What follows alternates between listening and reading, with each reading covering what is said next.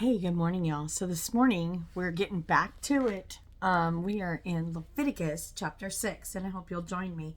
Holy Spirit, we just invite you into this word. We ask that you would be with us and help us through this. And I say this in Yeshua's name. So sins requiring a guilt offering, also found in Leviticus 5:14 through 19, and Leviticus 7, 1 through 10. And the Lord said to Moses, if someone sins and acts unfaithfully against the Lord by deceiving his neighbor in regard to a deposit or a security entrusted to him or stolen, or if he extorts his neighbor or finds lost property and lies about it and swears falsely, or if he commits any such sin that a man might commit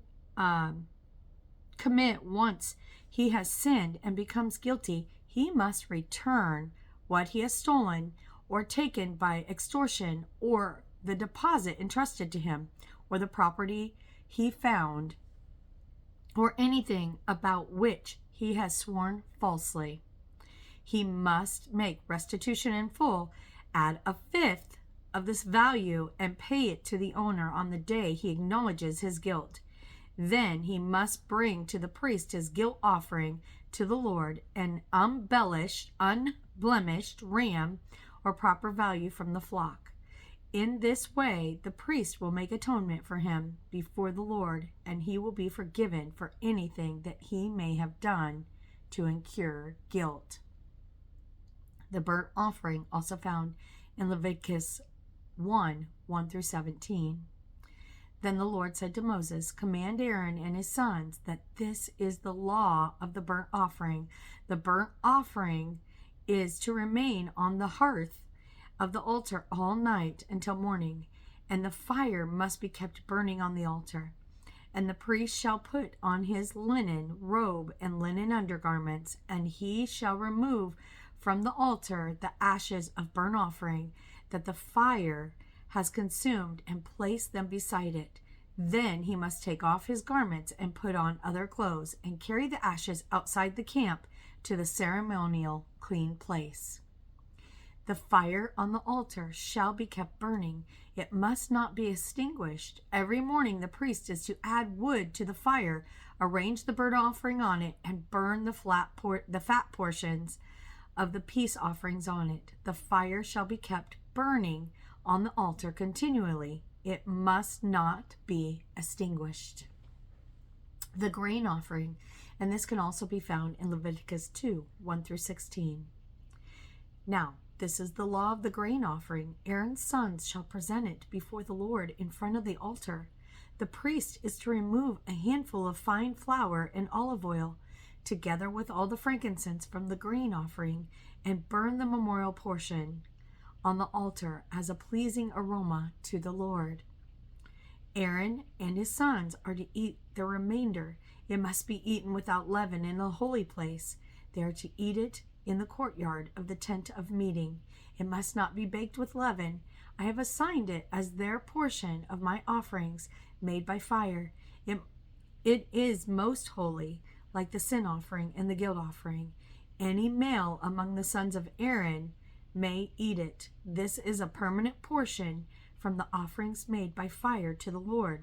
For the generations to come, anything that touches them will become holy. Then the Lord said to Moses, this is the offering that Aaron and his sons must present to the Lord on the day of atonement. On the day he is anointed, a tenth of an ephah of fine flour as a regular grain offering, half of it in the morning and half in the evening. It shall be prepared with oil on a griddle. You are to bring it well kneaded and presented as a grain offering, broken in pieces, in pleasing aroma to the Lord. The priest, who is one of Aaron's sons and will be anointed to take his place, to prepare it as a permanent portion for the Lord, it must be burned completely. Every grain offering for the priest shall be burned completely. It is not to be eaten. The sin offering. This can also be found in Leviticus 4, 1 through 35, and Leviticus 5, 1 through 13. And the Lord said to Moses, tell Aaron and his sons that this is the law of the sin offering in the place where the burnt offering is slaughtered. The sin offering shall be slaughtered before the Lord. It is most holy. The priest who offers it shall eat it. It must be eaten in the holy place, in the courtyard of the tent of meeting.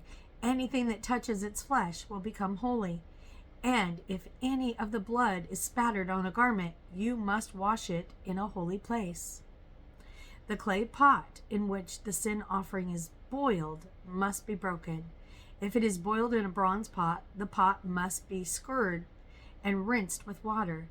Any male among the priests may eat it. It is most holy, but no sin offering may be eaten if its blood had been brought into the tent of meeting to make atonement in the holy place. It must be burned.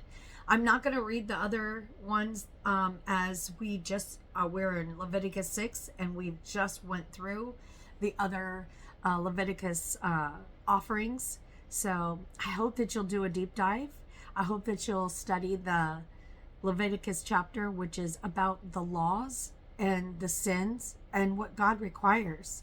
And I pray that you have a blessed day. Bye-bye.